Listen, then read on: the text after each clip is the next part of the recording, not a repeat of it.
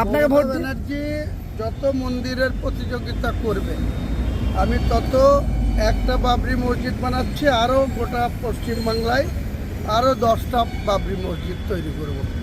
পারলে কিছু অভিষেক বন্দ্যোপাধ্যায় করে নিক, পারলে কিছু মমতা বন্দ্যোপাধ্যায় আটকে দিক।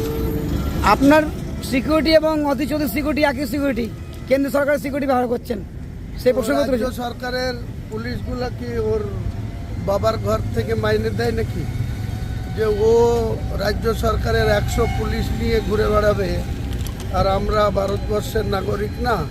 আমাদেরকে খুন করে দেওয়ার জন্য চক্রান্ত করবে রাজ্য সরকার।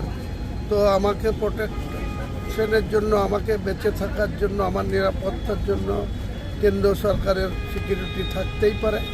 ও কেন 100টা কিসের অধিকারে 100 জন পুলিশ নিয়ে রাত্রেবেলায় ঘুমায়? তার জবাব আগে অভিষেক দেবে, তারপরে এসব ফালতু প্রশ্নের জবাব দেবে।